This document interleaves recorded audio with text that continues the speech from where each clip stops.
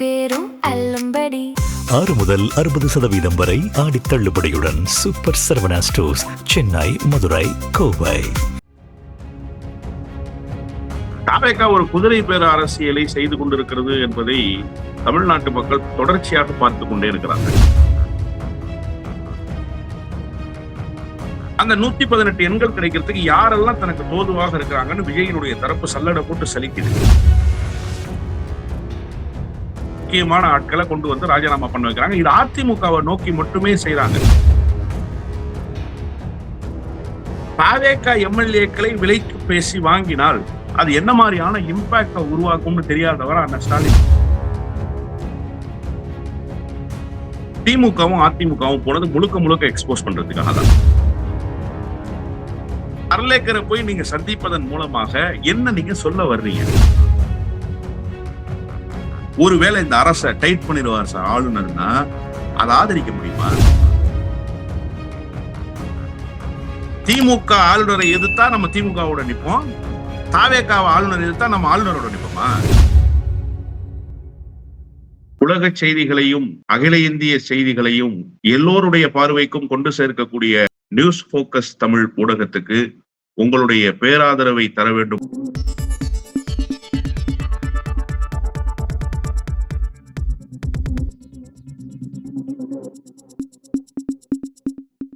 நேயர்களுக்கு வணக்கம். இன்றைக்கு நம்முடன் அரசியல் பேசுவதற்காக திராவிட வெற்றி கழகத்தின் முதன்மை செயலாளர் திரு வல்லம் பஷீர் அவர்கள் இணைந்திருக்கிறார். சார் வணக்கம். வணக்கம். தமிழ்நாட்டு அரசியல் ஒரு பரபரப்பா தான் இயங்கிட்டு இருக்கு. குறிப்பா அந்த ஆட்சி கவிழ்ப்பு சதி அப்படின்ற டாபிக் பெரிய அளவில் பேசப்படுது. அதை தாவேகா திமுக மீது வைக்கிறாங்க. திமுக அதே மாதிரியான ஒரு பதில் அட்டாக்க தாவேகா மீது வைக்கிறாங்க. எங்களுடைய எம்எல்ஏக்களும் விலை பேசுறாங்க அப்படின்ற ஒரு குற்றச்சாட்டை முன் வைக்கிறாங்க. பரபரப்பா மாற்றி மாற்றி வைக்கப்பட்ட இந்த குற்றச்சாட்டு எந்த அளவுக்கு உண்மை வாய்ந்ததா இருக்கு? இதை நீங்க எப்படி பாக்குறீங்க? தாவேகா ஒரு குதிரை பேர அரசியலை செய்து கொண்டிருக்கிறது என்பதை தமிழ்நாட்டு மக்கள் தொடர்ச்சியாக பார்த்து கொண்டே இருக்கிறார்கள். இது தமிழ்நாட்டுக்கு ஒரு புதிய ஃபார்மெட் தான் சொல்லணும். இதற்கு முன்பு இப்படி நடைபெற்றதே கிடையாது. உடனே கூவத்தூர்ல நடந்துச்சே அப்படின்னு சொல்லி சில பேர் சொல்றாங்க. கூவத்தூரில் நடந்தது உட்கட்சி விவகாரம். அந்த கட்சியினுடைய சட்டமன்ற உறுப்பினர்கள் அந்த கட்சியினுடைய ஒரு பகுதியாக இருக்கிற பன்னீர்செல்வத்திடம் போகாமல் எடப்பாடி பழனிசாமி தலைமையில் நிற்க வேண்டும் என்பதற்காக சசிகலா ஒரு வியூகத்தை வகுத்து கொண்டு வந்து வச்சாங்க. அதுல விலை பேசப்பட்டார்கள். பல கோடிகள் கைமாறியது என்பது உண்மைதான். அதை யாருமே மறுக்க முடியாது. அதன் பிறகு தொடர்ச்சியா அவர்களை தக்க வைத்துக் கொள்வதற்கு ஒரு விலை வைத்தார் எடப்பாடி பழனிசாமி. இது முழுக்க முழுக்க அதிமுக விவகாரம். திமுகவில் இருந்தோ கம்யூனிஸ்ட் கட்சியில் இருந்தோ அல்லது வேறு சில இயக்கங்களில் இருந்தோ யாரையும் அவர் விலை பேசி வாங்கல. ஆனா தாவேகா என்ன பண்ணதுன்னு கேட்டீங்கன்னா, இது வட இந்தியாவினுடைய ஃபார்முலா. இது பாஜகவினுடைய ஃபார்முலா. பாஜக தான் முதலில் துவங்கி வச்சிருக்கு இந்த குதிரை பேரத்தை. ஹார்ஸ் ட்ரேடிங் அப்படின்னு நல்ல ஆங்கிலத்துல வட இந்தியாவுக்கு கேட்கறது மாதிரி அண்ணன் திருமா சொன்னார் ஒரு பிரதான ஊடகத்தினுடைய நேர்காணல்ல. இப்ப இந்த ஹார்ஸ் ட்ரேடிங்ன்ற ஒரு புதிய ஃபார்முலாவை இன்ட்ரடியூஸ் பண்ணிட்டு அதுக்கு பல சாட்சிகளையும் வைத்திருக்குது தாவேகா. ரொம்ப முக்கியமா மதுராந்தகம் தொகுதியில வெற்றி பெற்ற மரகதம் குமரவேலில் இருந்து சத்யபாமா, அதன் பிறகு எஸ்ஐகி சுப்பையா, இவங்க எல்லாரும் சேர்ந்து ராஜினாமா பண்றாங்க. ஏன் ராஜினாமா பண்ணாங்க அப்படிங்கிற ஒரு கேள்வி இருக்குல்ல. அதிமுகவுல இவர்கள் எல்லோரும் நெடுங்காலமாக பயணிப்பவர்கள். எஸ்ஐகி சுப்பையா ஜெயலலிதா காலத்துல சட்டத்துறை அமைச்சராக இருந்தவர். அதுக்கு பிறகு அமமுகவுக்கு போனாரு. அதன் பிறகு அதிமுகவுக்கு அம்பாசமுத்திரத்துல ஏற்கனவே அவர் சிட்டிங் எம்எல்ஏ, மீண்டும் சீட்டு வாங்கி ஜெயிக்கிறாரு. மரகதம் குமரவேல் காஞ்சிபுரத்தினுடைய நாடாளுமன்ற உறுப்பினர். கடந்த தேர்தல்ல மதுராந்தகம் தொகுதியில வெற்றி பெறுறாங்க. இந்த முறையும் மதுராந்தகத்துல போட்டியிட்டு வெற்றி பெறுறாங்க. இவங்களுக்கு என்ன நோக்கம் அப்படின்னு பார்க்கும்போது பிரதானமான நோக்கம் இந்த குதிரை பேரத்துக்குள் சிக்கியதுதான். இந்த குதிரை பேரத்தில் சிக்கி கொண்டு ஒரு பெரிய அளவில் ஒரு பொருளாதார பயனை அடைஞ்சிட்டாங்க அப்படின்னு தான் நான் பாக்குறேன். ஏன்னா சீட்டு திரும்பவும் கன்ஃபார்ம் இல்லைன்னு ஒரு செய்தி இருக்கு. சீட்டு திரும்பவும் கன்ஃபார்ம் இல்லை அப்படின்னா இப்ப எதன் அடிப்படையில் அந்த ராஜினாமா அப்படின்னு பார்க்கும்போது அந்த மேஜிக் நம்பர்ஸ் சொல்ற 118 எண்கள் கிடைக்கணும். அந்த 118 எண்கள் கிடைக்கிறதுக்கு யாரெல்லாம் தனக்கு தோதுவாக இருக்கிறாங்கன்னு விஜயினுடைய தரப்பு சல்லடை போட்டு சலிக்குது. அப்ப சல்லடை போட்டு சலிக்கும் போது அதுல கிடைக்கிற முக்கியமான ஆட்களை கொண்டு வந்து ராஜினாமா பண்ண வைக்கிறாங்க. இது அதிமுகவை நோக்கி மட்டுமே செய்யறாங்க. அதன் பிறகு ஒரு கட்டத்துக்கு மேல அதிமுகவுல இனிமே பெருசா எதுவும் டேமேஜ் பண்ணிக்க முடியாதுங்கிற ஒரு சூழல் வந்துருச்சு. ஏன்னா 2 விஜயபாஸ்கர்கள் வந்தாச்சு, வேற யாரும் பெருசா வரல. சி வி சண்முகம் பெருசா பொடி கொடுக்கல. அப்படி இல்ல, பல விஷயங்கள் பேசப்படுது. இப்போ வரையும் சிவி சண்முகம் வந்து ஒரு அதிருப்தி ஃபேக்டரா இருக்காரு. அந்த பக்கம் எஸ்பி வேலுமணி ஒரு அதிருப்தி ஃபேக்டரா இருக்காரு. அவர் சார்ந்த ஒரு வட்டாரம் அப்படின்ற மாதிரி. இன்னைக்கு ராணிப்பேட்டை திருப்பத்தூர் மாவட்டத்துல இபிஎஸ் வந்து மாவட்ட நிர்வாகிகள் கூட்டம் நடத்தும் போது அதுல வந்து சிட்டிங் எம்எல்ஏ சுகுமார் கலந்துக்கல. ஆற்காடு எம்எல்ஏ சுகுமார் கலந்துக்கல. அதே மாதிரி ஒரு கேசி வீரமணி கலந்துக்கல. முன்னாள் அமைச்சர் அவரும் கலந்துக்கல. ஸோ வந்து பல விஷயங்கள் நடக்க வாய்ப்பு இருக்கு அப்படின்ற மாதிரி விஷயம் சொல்லப்படுது. இது எப்படி புரிஞ்சுக்கலாம் சார்? இல்ல சார், தொடர்ச்சியா நடக்கும் சார். நான் நடக்காதுன்னு சொல்ல. அதனாலதான் நான் சிவி சண்முகம் சப்ஜெக்டுக்குள்ள போகும்போதே நீங்க இடைமறிச்சிட்டீங்க. இப்ப சிவி சண்முகம் விவகாரத்துல என்ன அப்படின்னா, ஒரு தராலடியான முடிவை இன்னும் சிவி சண்முகம் எடுக்கல. பத்திரிகையாளர்கள் கேட்கறாங்க, சிவி சண்முகம் அலுவலகத்துக்கு வர்றாரு, வந்தவர்கிட்ட போய் பத்திரிகையாளர்கள் கேட்கறாங்க, நீங்க எதுக்காக இந்த கூட்டத்தை நடத்துனீங்கன்னு சொல்லிட்டு அவர் அதுக்கு தேவையில்லாத ஒரு விளக்கத்தை சொல்றாரு. நான் கூட்டமே நடத்தலன்றாரு. அதிமுகவில் நான் இருக்கேன்னா நீங்க தெரிஞ்சுக்கணுமா, எடப்பாடி கிட்ட போய் கேளுங்கன்ற. அப்படி யாருமே கேட்கல. அப்ப அவர் ஒரு கிளாரிட்டி இல்லாம ஒரு சண்டை செய்யற மனநிலையிலே இருக்காரு. அவருடைய நோக்கம் வந்து தாவேகாவுக்கு போறது, அமைச்சராகிறதுங்கிறது ஒரு பக்கம் இருந்தாலுமே கூட உள்ளுக்குள் இருந்து கொண்டு எடப்பாடி பழனிசாமியினுடைய கண்களில் விரல் விட்டு ஆட்ட வேண்டும்னு அவர் ஒரு மனநிலைக்கு வர்றாரு. நான் தானே இந்த அதிகாரத்தை தக்க வச்சு கொடுப்பதற்கு எல்லா வகையிலும் களமாடின அப்படிங்கிற ஒரு மனநிலை இருக்கு. நீங்க இந்த ஸ்ரீவாரி வெங்கடாஜலபதி பேலஸ்ல நடந்த பொதுக்குழுவை நம்ம கொஞ்சம் ரீவைண்ட் பண்ணி பாத்தீங்கன்னா உங்களுக்கு புரிஞ்சிடும். அன்னைக்கு வந்து அந்த பொதுக்குழு செல்லாது அப்படிங்கிற ஒரு சூழல் வந்தப்போ அந்த பொதுக்குழுல ஒரு தீர்மானத்தை ரொம்ப ஆக்ரோஷமாக வானத்துக்கும் பூமிக்கும் தாண்டி குதித்து வாசித்தவர் யாரு அப்படின்னு கேட்டீங்கன்னா சிவி சண்முகம் தான். அதன் பிறகு அந்த பொதுக்குழுவுக்கு தலைமை தாங்கிய தமிழ் மகன் ஹுசேன் கட்சியினுடைய அவைத்தலைவர் அவர்கிட்ட போய் தீர்மானங்களை கொடுத்து அடிச்சு அந்த தீர்மானத்துல என்னவோ சொல்றாரு, இதுதான் தீர்மானம், இதுதான் நிறைவேற்றணும், இதுதான் கட்சி, இதுதான் இருக்கட்டும், போறவன் போட்ட இந்த டோன்ல வந்து அந்த மேடையில அவர் வெளிப்பட்டாருங்க. அப்ப அவருக்கு என்ன ஒரு பெரிய ஈகோ கிளாஷ் ஆகுதுன்னா, நான் தானே அன்னைக்கு சண்டை செஞ்சேன், அன்னைக்கு சண்டை செய்யறதுக்கு நான் தேவைப்பட்டேன், இன்னைக்கு அதிகாரம்னு ஒரு செய்தியை கொண்டு வரும்போது அதை பகிர்வுன்னு பேசும்போது நான் சொல்றதை நீங்க கேட்க மாட்டீங்க, என்னையே நீங்க கார்னர் பண்றீங்க அப்படின்னா அது எப்படி சரியாக இருக்கும் அப்படின்றது. அப்போ அவருக்கு வந்து அந்த யுத்தம் தொடுக்கிற மனநிலை தான் இருக்கே தவிர ஸ்மூத்தா போய் தாவேகால சேரணும்ன்ற மனநிலை இருக்கிறதாக தெரியல. எஸ்பி வேலுமணி இன்னும் கூடுதலான கன்சர்னோட நகர்றாரு. பொங்குல நான் போகும்போது அதிமுக இல்லாம போகணும், நான் ஒன்னும் செங்கோட்டையை மாதிரி போக மாட்டேன் அப்படிங்கிற அந்த மைண்ட் செட்டுக்குள்ள இருக்கிறாரு. இப்படிதான் இந்த பக்கம் நகர்ந்துகிட்டே இருக்கு. இப்ப நீங்க கேட்ட முதல் கேள்விக்கு நான் வந்துடுறேன். இப்ப அதிமுகவை ஒரு பக்கம் சரிவு நோக்கி தள்ளிட்டு அதிமுகல யாரெல்லாம் இப்போதைக்கு இமீடியட் எஃபர்ட்ல ரெக்ரூட் பண்ணிக்க முடியுமோ அந்த ரெக்ரூட்மெண்ட்டை முடிச்சாச்சு. முடிச்சுட்டு இப்ப அடுத்த ஆஃபரை திமுகவை நோக்கி தள்ளுறாங்க. ஆஸ்டின் எம்எல்ஏ கிட்ட பேசுறாங்க. அதன் பிறகு சில எம்எல்ஏக்கள்கிட்ட பேசினதாக தகவல்கள் எல்லாம் இப்ப வந்து வெளியில வருது. ஏற்கனவே ஒரு உதாரணம் இருக்கு, இவங்க எல்லாம் ராஜினாமா பண்ணது. இப்ப இவங்கள ராஜினாமா பண்ண வைக்கிறதுக்கு முயற்சி பண்றாங்க. திமுக பேரம் பேசுதுன்றாங்கல்ல, எப்படி பேரம் பேசிச்சு அப்படின்னு கேட்டா, ஒரு கருத்து கணிப்பு நடத்துகிற நிறுவனத்தினுடைய உரிமையாளரு சிஇஓ அவர் மூலமாக பேசினாங்க அப்படின்னு சொல்றாங்க. அதுல ஒரு சின்ன கான்ஃபிளிக்ட் ஒண்ணு இருக்கு சார். 3 மாசமாகவே இந்த பேச்சு நடக்குதுன்னு சொல்றாங்க. 3 மாசமாகவே இந்த பேச்சு நடக்குதுன்னா ஆட்சி அமைஞ்சு 55 நாள் தான் ஆகுது. 55 நாள் ஆட்சியை வச்சுக்கிட்டு 3 மாசமாக வந்து நட்சத்திர விடுதியில ரூம் போட்டு பேசினாங்க அப்படிங்கிறது எப்படி ஏற்புடையதாக இருக்கும்? அது நிச்சயமாக ஏற்புடையதாக இல்லை. அப்ப ஏதோ ஒரு ஃபேம் பண்றாங்க, எதையோ ஒன்ன உருவாக்கி வைத்து விட்டு தீர்ப்பு எழுதி வைத்து விட்டு தண்டனை கொடுப்பதற்கு தயாராகி கொண்டிருக்கிறாங்க அப்படிங்கிறது தான் அந்த திமுக மீது பழி சுமத்துற விவகாரத்துல பார்க்க வேண்டியது. இன்னொன்று, திமுக ஒன்னும் அரசியல் கணக்குகள் தெரியாத அரசியல் கட்சி இல்லை. நீங்க மற்ற கட்சிகள் மாதிரி திமுகவை கணக்கு பண்ணக்கூடாது. திமுகவுக்கு லாப நட்ட கணக்குகள் நல்லாவே தெரியும். பிற இயக்கங்களை விட திமுக கொஞ்சம் அறிவார்ந்த இயக்கம்னு நான் கருதுறேன். அப்போ தாவேகா எம்எல்ஏக்களை விலைக்கு பேசி வாங்கினால் அது என்ன மாதிரியான இம்பாக்ட உருவாக்கும்னு தெரியாதவரா அண்ணன் ஸ்டாலின்? தெரியாதவர்களா திமுகவினர்? கண்டிப்பாக தெரியும். அப்ப ஏன் தெரிஞ்சே அந்த தப்பை செய்வாங்களா? கண்டிப்பா செய்ய மாட்டாங்க. ஆனா இவங்களுக்கு இப்ப அந்த தேவை இருக்கு. நீங்க அதே திருப்பி கேட்கலாம், ஏன் தாவேகாவுக்கு தெரியாதான்னு? தாவேகாவுக்கு தெரியும். இல்ல, திமுக அறிவார்ந்த இயக்கம் எல்லாம் சொல்றீங்க. ஆனா பொது வெளியில ஸ்டாலின் தொடர்ச்சியா சொல்லிட்டே இருக்கிறாரு, இந்த ஆட்சி 1 மாசம் தான் நீடிக்கும், 2 மாசம் நீடிக்கும், 6 மாசத்துல கவிழ்ந்துன்னு சொல்லிட்டே இருக்காரு. அதை சொல்லும் போதுதான் அப்புறம் இந்த விஷயங்களை கனெக்ட் பண்ணி புரிஞ்சுக்கிறாங்க, ஆடியன்ஸும் புரிஞ்சுக்கிறாங்க. அப்ப திமுக உண்மையிலே அதுக்கான முயற்சிகள் எடுக்கிறாங்களோ அப்படின்ற மாதிரியான ஒரு கேள்வியும் எழுப்புறாங்க. இது எப்படி புரிஞ்சுக்கணும்? இல்ல, அதாவது அவர் சொல்வது ஜனநாயக அடிப்படையில். இப்ப இடைத்தேர்தல் வந்துடும் சார், ரிசைன் பண்ண இடங்களுக்கெல்லாம் திமுக வேகமா களமாடிச்சுன்னா இந்த இடைத்தேர்தலில் வெற்றி பெற முடியாத சூழல் தாவேகாவுக்கு உருவாகலாம் இல்லையா? அப்படி உருவாயிடுச்சுன்னா தாவேகாவுக்கு அது தோல்வி தானே. அப்ப அந்த மேஜிக் நம்பர்ஸ் எங்கிருந்து வரும்? மேஜிக் நம்பர் வராம போனா எத்தனை நாட்களுக்கு இந்த ஆட்சி கூட்டணி ஆட்சியாகவே தொடர்ந்துடும்னு நினைக்க முடியும்? அப்ப அது ஒரு கணக்கு வந்து பொலிட்டிக்கல் அரித்மேட்டிக் கால்குலேஷன் தான். நீங்க அந்த கால்குலேஷனை கொண்டு வந்து குதிரை பேரத்தோடு ஒப்பிட்டீங்கன்னா அது எப்படி சரியாக இருக்கும்? 2006 மைனாரிட்டி அரசு அமைஞ்சிச்சுன்னா நம்ம மூச்சுக்கு 300 தடவை சொல்லிட்டே இருந்தாங்க. அந்த அம்மா கோயம்புத்தூர்ல ஒரு ஆர்ப்பாட்டம், இந்த அரசு விரைவில் கவுளும்னு சொல்லி பேசினாங்க அந்த ஆர்ப்பாட்டத்துல. அப்ப நீங்க எப்படி பொருள் கொள்றீங்க? அந்த அரசை வந்து ஜெயலலிதா கவிழ்த்துருவாங்க அப்படின்னா இல்ல. கூட்டணியினுடைய கால்களின் துணை கொண்டு நிற்கக்கூடிய ஒரு அரசு நிரந்தரமாக இருக்காதுங்கிறத பல தடவை ஒன்றியத்துல நம்ம பார்த்திருக்கோம்.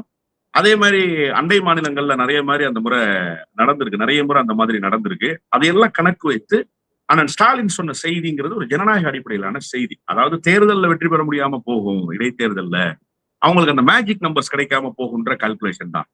அதை வந்து திமுக இப்ப இப்படிதான் கணக்கு போடுது, அது வந்து குதிரை பேரம் பேசுது. சார், இப்ப தாவேக்காவுக்கு ஒரு அனுதாப அலை உருவாயிடுச்சுன்னா அது திமுகவுக்கு செட்பேக், திமுகவுக்கு தெரியும்.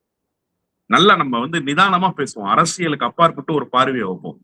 திமுக விலை பேசிச்சுன்னா விஜய் அழுக ஆரம்பிச்சிருவாரு.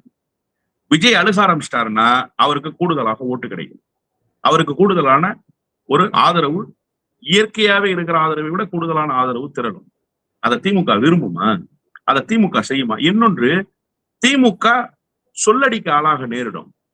இப்ப ஏற்கனவே வந்து புழுதி வாரி தூற்றுகிற வேலையை வைகோ மாதிரியான ஆட்கள் விஜய் பக்கம் போய் நின்று செய்ய ஆரம்பிச்சிட்டாங்க. இன்னும் மோசமா போச்சுன்னா அதை எப்படி எதிர்கொள்றது? இது தேவையற்ற ஒரு சர்ச்சையை உண்டாக்கும்ங்கிறது திமுகவுக்கு நல்லா தெரியும். இப்ப திமுக என்ன நினைக்குதுன்னா விஜயை தப்பு செய்ய விட்டு பார்க்கணும்னு நினைக்குது, விஜய் இன்னும் கூடுதலாக தப்பு செய்யணும்னு நினைக்குது. அதனாலதான் ஒரு நிசப்தமான அமைதி நிலவுது திமுகவுக்குள்ள அப்படின்னு தான் நான் புரிஞ்சுக்கிறேன். எனவே இந்த குதிரை பேரத்தை திமுக செய்வதாக நான் கருதல. அதற்கான முகாந்திரமும் இல்ல, அதற்கான தேவையும் இல்லை. விஜய் ஏன் இந்த குதிரை பேர அரசியல ஈடுபடணும் அப்படிங்கிறதான். அவர் மீது ஏன் இந்த சார்ஜஸ் வைக்கணும், அது வைகோ அவர்கள் சொன்ன ஸ்டேட்மெண்ட்ல இருந்து அதை வைக்கிறேன். அவர் ஏன் வந்து இந்த குதிரை பேரத்தில் ஈடுபடுன்ற ஒரு கேள்வி. ஏன்னா இந்த ஒரு விவகாரத்தை கையில் எடுத்துக்கிட்டு திமுக, அதிமுக, பாஜக எல்லாருமே ஆளுநர் மீட் பண்றாங்க, இது சார்ந்த விசாரிக்கின்ற ஒரு கோரிக்கை வைக்கிறாங்க. ஆளுநர், பொறுப்பு ஆளுநர் அர்லேக்கர் டெல்லிக்கு போயிட்டு இது சார்ந்த டிஸ்கஷன் முடிச்சுட்டு வந்திருக்கிறதா ஆளுநர் மாளிகையிலும் செய்தியில் வருது. விரைவிலே வந்து இந்த விஷயத்தை கையில் எடுப்பதாக சொல்லப்படுது. இப்ப இதுல இந்த அளவுக்கு சீரியஸா இடத்துக்கு போச்சு அப்படின்னா இது அடுத்த கட்டமா எப்படி நகரும்? விஜய் ஏன் இந்த இஷ்யூல ஈடுபடணும் அப்படின்ற ஒரு கேள்வியும் இருக்கு. எப்படி பாக்குறீங்க? விஜய்க்கு அறுதி பெரும்பான்மை எப்படி சார் கிடைக்கும்? நீங்க 234 இல்ல 234 118, இந்த 118 இல்ல. இப்ப அறுதி பெரும்பான்மை கிடைச்சிச்சு நீங்க ஒரு கணக்கு சொல்றீங்க. இந்த கணக்கை நம்ம கொஞ்சம் பகுப்பாய்வு செய்து பார்ப்போம். அந்த 25 இருக்கா? இப்போ அதிமுகவோட 25 ஒரு பார்ட் இருக்கா? இல்ல, அப்படிதானே? 2 IUML, 2 விடுதலை சிறுத்தை. இது அமைச்சரவையில பார்ட்டிசிபேட் பண்ணிட்டதுனால ஒரு கன்ஃபர்மேஷன் கிடைக்குது. ஆனா எல்லாவற்றையும் செய்திட முடியுமா அமைச்சரவையால? அந்த கேள்வி ஒண்ணு இருக்குல்ல. ஒன்றிய அரசினுடைய ஒரு அழுத்தம் வருதுன்னு வச்சுக்கோ, உதாரணத்துக்கு அந்த நிலைப்பாட்டை எப்படி எடுக்கும் இந்த அரசு? ஒன்றிய அரசினுடைய அழுத்தத்துக்கு ஆட்படுமா, அல்லது அண்ணன் திருமா முஸ்லீம் லீக்கினுடைய நிலைப்பாட்டுக்கு ஏற்ப அதை சரி செய்து போகுமா? Very very very very minority numbers. நான் வெறும் மைனாரிட்டின்னு சொல்ல மாட்டேன், ரொம்ப ரொம்ப மைனாரிட்டி. அதாவது 107 இடங்கள் பெற்றுட்டாங்க. 2 இடங்கள் இவங்க கிட்டையும், 2 இடங்கள் அவங்க கிட்டையும், முஸ்லீம் லீக்கும் விடுதலை சிறுத்தையும் தலா 2. இந்த 2க்கு 107 அடிபணியணுமாங்கிற ஒரு கேள்வி இருக்குல்ல. 107 தன்னுடைய நிலைப்பாட்டை மாத்திக்குமாங்கிற ஒரு பிரதானமான செய்தி இருக்குல்ல. அப்ப அதுக்கு என்ன விடைன்னா, ஆமா மாத்திதான் ஆகணும். நான் ஏன் இதை கம்யூனிஸ்டுகளை சேர்க்கல அப்படின்னு சொன்னா, கம்யூனிஸ்டுகள் கூட்டணி கட்சியினுடைய கூட்டத்துக்கு போகவே இல்லை. விஜய் கூட்டினார் இல்லையா நட்சத்திர விடுதியில ஒரு கூட்டம், அதுக்கு போகவே இல்லை. அப்ப கம்யூனிஸ்டுடைய நிலைப்பாடுங்கிறது ரொம்ப தெளிவு. நாங்க உங்களுக்கு வெளியில இருந்து ஆதரவு கொடுத்தோம், அவ்வளவுதான். அதன் பிறகு எங்களை கூட்டணி எல்லாம் நீங்க சொல்லக்கூடாது, அது தேர்தலுக்கு வரும்போது நாங்க முடிவு எடுத்துக்குவோம் அப்படின்ற ஒரு மனநிலைக்கு கம்யூனிஸ்டுகள் வந்துட்டாங்க. அப்போ இந்த 2+2 இந்த 4 ஆதரவையே ரொம்ப காலத்துக்கு தாங்கி பிடிக்கிறதுக்கு நிக்க வைக்க முடியாதுன்னு விஜய்க்கு தெரியாதா? அதனாலதான் விஜய் என்ன நினைக்கிறாருன்னா இண்டிவிஜுவல் மெஜாரிட்டி கிரியேட் பண்ணணும்னு நினைக்கிறார். அதனால அதுக்கு ஏற்ப அவர் அந்த குதிரை பேரத்தை வந்து செயல்படுத்துவதற்கு முனைகிறாரு அப்படின்னு தான் நான் வந்து புரிஞ்சுக்கிறேன். ஆனா இதுல இன்னொரு சிக்கல் ஒண்ணு இருக்கு. விஜய்க்கு வந்து 5 ஆண்டுகள் அரசை எடுத்து செல்வதற்கான ஒரு திட்டம் இருக்கு, அதற்கு ஏற்ப அவர் வந்து செயல்படுவதற்கு தயாராகிறாரு அப்படின்னு தான் இந்த விஷயத்துல இருந்து நான் பாக்குறேன். அப்ப இப்ப 5 ஆண்டுகளுக்கு போவாதா சார்? இதே நிலைமை நீடிச்சா 5 ஆண்டுகளுக்கு போகுது சார். ஏன்னா அண்ணன் திருமாவனுடைய ஸ்டாண்ட் வந்து வெரி வெரி கிளியர் ஸ்டாண்ட்லாம் சொல்லிட முடியாது. இன்னைக்கு கூட அண்ணன் வேற மாதிரியான ஸ்டேட்மெண்ட் கொடுக்குறாரு. நட்பு தொடருது, ஆமா நட்பு தொடருதுன்றாரு. அப்போ இதை எப்படி வந்து எடுத்துக்க முடியும்? இன்னொன்னு, நாளைக்கு முஸ்லீம் லீக்கு பாரதிய ஜனதா கட்சியினுடைய நேரடி நிலைப்பாடுகள் சிலவற்றை ஆதரிக்க வேண்டிய நிலைமை இந்த அரசுக்கு வந்தா என்ன செய்யும்? பின்னங்கால் பிடரில் அடிக்க ஓடும். அப்ப இதெல்லாம் நம்பி விஜய் டிராவல் பண்ண முடியாதுன்னு முடிவு பண்றாரு. அதனால அவர் அந்த அப்சல்யூட் மெஜாரிட்டியை நோக்கி நகர்றாரு. அதுக்கு எந்த வகையிலும் நாம தயாராகணும்ன்ற முடிவுக்கு அவர் வராரு. நீங்க ஆளுநர் விவகாரம் குறித்து ஒரு செய்தியை கேட்டீங்க. ஆளுநர்கிட்ட போறது அப்படிங்கிறது இந்த அரசை எக்ஸ்போஸ் பண்றதுக்கு தான். ஆனா இதுல பாஜகவினுடைய நகர்வு கொஞ்சம் சந்தேகத்துக்குரியதாக இருக்கு. இத்தனை நாட்களாக பாஜக என்ன செஞ்சது? நயினார் நாகேந்திரன் என்ன செஞ்சாரு? இவ்வளவு நாட்களாக ஒரு அமைதி நீடிச்சதுல இந்த அமைதி எதன் பொருட்டு? நீங்க பேசுவதாக இருந்தா துவக்க நிலையிலிருந்தே ஒரு நிலைப்பாட்டோடு பேசியிருக்கோம். பேசல. இப்ப அர்லேக்கரை போய் நீங்க சந்திப்பதன் மூலமாக என்ன நீங்க சொல்ல வர்றீங்க? அதாவது நாங்க சொல்லிதான் ஏதாவது நடவடிக்கை எடுக்கப்படும் அப்படிங்கிற இண்டிகேஷனை தமிழ்நாட்டுக்குள்ள காட்ட விரும்புறீங்களா அப்படிங்கிற கேள்விதான். ஆனா திமுகவும் அதிமுகவும் போனது முழுக்க முழுக்க எக்ஸ்போஸ் பண்றதுக்காக தான். ஏன்னா வைகோ சாட்சியாகவே மாறிட்டார் அந்த விஷயத்துல. அவரே சாட்சி பகிர்றாரு. என்கிட்ட சிஎம் சொன்னாரு அப்படிங்கிறார். அப்புறம் அவர் பின்வாங்குறாரு. அது வேறு. இவர் சொல்லி அவர் ஆமோதிச்சிருந்தாலும் அல்லது அவர் சொல்லி இவர் அந்த புரோக்கர் வேலையை பார்த்திருந்தாலும் ரெண்டுமே தப்பு தான் என்ன பொறுத்த வரைக்கும். ரெண்டையுமே முதலமைச்சர் எப்படி ஏத்துக்கிறாரு? அவருக்கு அப்படி ஒரு கருத்து இருந்தாலும் அது ஏற்புடையதில்லை. மற்றவர்கள் கருத்து அவர் ஏற்கிறாருனாலும் அது ஏற்புடையதில்லை. அது எப்படி ஏற்புடையதாக இருக்கும்? அப்ப இதை ஒரு கம்ப்ளைண்டா லான்ச் பண்றாங்க திமுக. இதை கம்ப்ளைண்டா லான்ச் பண்ணிட்டு அதை ஸ்ட்ரென்தன் பண்றதுக்கு உண்டான அடுத்த கட்ட வேலையை திமுக செய்யத்தானே வேணும். திமுக அதை தான் செய்யறாங்கன்னு தான் நான் புரிஞ்சுக்கிறேன். அதிமுக பாதிக்கப்பட்டது சார். பாதிக்கப்பட்டவர்களுடைய குரல் எப்போதுமே வலிமையா இருக்கும். நீங்க அதிமுகவை சிதைச்சு சின்னாபின்னப்படுத்திருக்கீங்க. நீங்க அதிமுக குறிப்பிட்டதும் சொல்றேன். எடப்பாடி பழனிசாமி சொல்றாரு இந்த ஆட்சி 5 ஆண்டு நீடிக்காதுன்னு சொல்லி அவரும் இன்றைக்கு பேசியிருக்கிறாரு. இல்ல, அவர் வருத்தத்தின் அடிப்படையில சொல்றதாக நீங்க அதை பொருள் கொள்ளுங்க. அது அவ்வளவு வெயிட்டேஜ் கொடுத்து அவர் சொல்கிற செய்தியை எடுத்துக்க வேண்டாம். என் கட்சியை சுக்குநூறு ஆக்குறல்ல, உன் ஆட்சி கவிழும். ஆனா அந்த ஆட்சியை கவிழ்க்கிற பலம் எடப்பாடி பழனிசாமி கிட்ட இருக்கான்னா அது இல்ல. என்ன வச்சிருக்காரு எடப்பாடி பழனிசாமி? இருக்கிற எல்லா தலகர்த்தர்களையும் அந்த அதிமுக முகங்கள்னு நீங்க மாவட்டத்துக்கு 2 காட்டினீங்கல்ல, அந்த முகம் பூரா செதஞ்சு போச்சு. புதுக்கோட்டையில வைரமணி, இந்த பக்கம் விஜயபாஸ்கர் 2 பேரும் அவுட்டு. கரூர் விஜயபாஸ்கர் அந்த பக்கம் அவுட்டு. தஞ்சாவூர் மாவட்ட செயலாளர் சேகர் அவர் அவுட்டு. அண்ணன் பாலகங்கா அவுட்டு. எசகி சுப்பையா அவுட்டு. இப்படி ஒரு பெரிய பட்டியல் அவுட் அவுட் அவுட் அவுட்னே போய்கிட்டு இருக்கு. நோ இன் அவுட் தான் எல்லாமே. அப்ப நீங்க என்ன ஸ்ட்ரென்தன் வச்சிருக்கீங்க? ஸ்ட்ரென்தன் பண்ணி வச்சிருக்கீங்க பார்ட்டியை. உங்களுக்கு என்ன ஸ்ட்ரென்த், பொட்டன்ஷியல் ஸ்ட்ரென்த் என்ன இருக்கு அப்படிங்கிற ஒரு கேள்வி இருக்குல்ல. அதனால அவர் அந்த வருத்தத்துக்குரிய செய்தியை பதிவு பண்றாரு. என்னுடைய உள்ள கிடக்கைய அவரு வெளிப்படுத்துறேன் அப்படிங்கிறது மாதிரி தான் பண்றாரு தவிர அதுல ஒரு பெரிய லாஜிக் இருப்பதாகலாம் அல்ல அவருக்கு அந்த முயற்சிகள் எடுப்பதற்கான திராணி இருப்பதாகலாம் நான் கருதல. ஆனா ஆளுநர்கிட்ட போய் முறையிட முடியும் தானே. அவங்க முறையிடுறது தானே சரியா இருக்கும்னு அவங்க கருதுவாங்க. எப்படி இந்த அரசை எக்ஸ்போஸ் பண்ணுவாங்க? நீதிமன்றத்துக்கு போய் விஜய் மீது வழக்கு தொடுக்கணும்னாலும் ஆளுநர் ஒப்புதல் தர வேண்டிய கட்டாயம் இருக்குல்ல. அதுக்காகவாது அவங்க ஆளுநருக்கு அழுத்தம் கொடுக்கத்தானே வேணும். எனவே இந்த சந்திப்பு என்பது அத்தகைய ஆளுங்கட்சிக்கு அழுத்தம் கொடுக்கிற சந்திப்பு, ஆளுங்கட்சியை எக்ஸ்போஸ் பண்ற சந்திப்புன்னு தான் நான் பாக்குறேன். இந்த சீரியஸான விஷயத்துல ஆளுநர் என்ன நிலைப்பாடு எடுப்பாரு? இதை பாஜக எப்படி ஹேண்டில் பண்ணும்? இந்த தமிழ்நாட்டோட இந்த ஒரு பொலிட்டிக்கல் சிச்சுவேஷனை அவங்க எப்படி கையாளுவாங்க அப்படின்னு பாக்குறீங்க? இல்ல, பாஜக இப்ப அதான ஸ்டாண்ட் எடுக்குது. நான் அதனாலதான் சொன்னேன், பாஜக சொல்லித்தான் தமிழ்நாட்டு அரசியலுக்குள்ள ஒரு இம்பாக்ட் வருதுங்கிறத காட்டுறதுக்காக அவங்க ஒரு சீன் கிரியேட் பண்ண பாக்குறாங்க. ஆளுநர் என்ன முடிவெடுக்க முடியும்? ஆளுநருக்கு என்ன பெரிய அதிகாரம் இருக்கு? மிஞ்சி போனா வழக்கு தொடுப்பதற்கு அனுமதி தரலாம். வழக்கு நீதிமன்றத்துக்கு வரும், அவ்வளவுதானே. ஆளுநர் டிஸ்மிஸ் பண்ணிடுவாரா? அதற்குண்டான சாத்தியக்கூறுகள் நீங்க அவரை பொறுப்பேற்க அழைப்பதற்கு முன்பு இருந்த நிலவரம்ன்றது வேற. அர்லேக்கர் அப்ப போக்கு காட்டினாரு. குதிரை பேர நடந்தனும், நான் அது கிடந்தர மாட்டேன்னு சொன்னாரு. இவங்களும் முறை இல்லாம சும்மா விஜய் அழைச்சிட்டு டூர் போற மாதிரி ஆதவும் ஆனந்தும் சும்மா சும்மா போயிட்டு வந்தாங்க ஆளுநர் மாளிகைக்குள்ள. அந்த அணுகுமுறையே முதல்ல தப்பு. நீங்க அந்த அணுகுமுறையை செய்திருக்க கூடாதுன்றது என்னுடைய எண்ணம். நீங்க ஒரு முதலமைச்சர்னு ரைட்ஸ் கிளைம் பண்ணும்போது அதுக்கு உண்டான இதோட பவரோட போயிடணும்ல. தூக்கி பேப்பரை அடிச்சுட்டு வந்துடணும்ல. ராஜ்பவன்ல போயிட்டு பந்து மாதிரி திருப்பியா வர்றது? அங்க போய் அந்த கதவை தட்டினா அது திறக்கணும்னு தெரிஞ்சு போய் தட்டணும், அது திறக்கணும். அது திறக்காதுன்னு தெரிஞ்சு சும்மா சும்மா போய் தட்டிட்டு வர்றது உங்களுடைய உயரத்துக்கு அழகு இல்லைன்னு நீங்க நினைக்கணும். ஆனா விஜய்க்கு அது தெரியல. சும்மா சும்மா போயிட்டு வந்தாருன்னு வச்சுக்கோங்க. இப்ப ஆளுநர் இப்ப கையில அதிகாரம் வச்சிருக்காரா? இல்ல. இப்ப என்ன பண்ணிடுவாரு? ஆளுநரால என்ன செய்ய முடியும்? ஒண்ணுமே செய்ய முடியாது.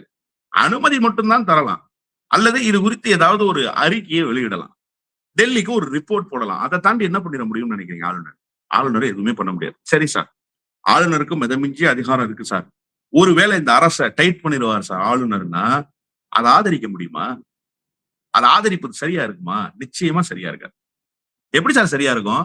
திமுக ஆளுநரை எதிர்த்தா நம்ம திமுகவோட நிப்போம், தாவேகாவை ஆளுநர் எதிர்த்தா நம்ம ஆளுநரோட நிப்போமா? அப்ப நிலைப்பாடு எப்படி இருக்கு? அதெல்லாம் ஒரு காலம் ஏற்க முடியாது. ஆளுநர் செய்யறதெல்லாம் ஆளுநர் அப்படி செஞ்சாருன்னா விஜய் பக்கம் நிப்போம். அதுதான் சரியா இருக்கும். விஜய் மக்களால் தேர்ந்தெடுக்கப்பட்டவர் சார். அதுதான் சார் சரியான அணுகுமுறை. ஆளுநர் இன்னைக்கு தேவைப்படுறாருங்கிறதுக்காக தூக்கி மடியில வச்சுக்கிறதும் தேவையில்லைன்னா எட்டி மிதிக்கிறதுமா வேலை? அது இல்ல. ஆளுநர் இந்த மாநிலத்தில் எதையும் நகர்த்திடக்கூடாது. அவருக்கு அந்த அதிகாரம் கிடையாது. அப்படி அதிகாரம் இருப்பதாக அவர் சொன்னார்னா அந்த அதிகாரத்தினுடைய உண்மைத்தன்மையை நிரூபிக்க வேண்டிய கட்டாயம் தமிழ்நாட்டுக்கு வந்துடும். அதனால இதெல்லாம் அவருக்கு தெரியும். ஆளுநருக்கு தெரியாதா? அறலேக்கருக்கு தெரியாமலா இருக்கு? கண்டிப்பா தெரியும். ஒரு கட்டத்துக்கு மேல திமுகவே நம்ம பக்கம் நிக்காதுன்றது அவருக்கு தெரியும். திமுகக்கு டேமேஜ் சார். கொலாட்ரல் டேமேஜ் உண்டாக்கிக்குமா திமுக? மாநில சுயாட்சி பேசின கட்சி இன்னைக்கு ஆளுநருடைய நடவடிக்கை ஆதரிச்சிருமா? ஆதரிச்சா எப்படி இருக்கும்? என்னை போன்றவர்களே திமுகவை விமர்சிக்க வேண்டிய கட்டாயம் வந்துடாதா? திமுக பொது தளத்துல விவாதத்துக்கு உள்ளாயிராதா? அதனால அதெல்லாம் செய்யாது. எனவே இந்த ஆளுநரால் அதையெல்லாம் செய்ய முடியாதுன்னு நான் உறுதியா நம்புறேன். செய்யவும் மாட்டார். நல்லது சார். பல்வேறு கேள்விக்கு ரொம்ப ஆழமா உங்களோட கருத்துல வழங்கியிருக்கீங்க. உங்களோட வருகைக்கும் கருத்துக்கும் மிக்க நன்றி. நன்றி.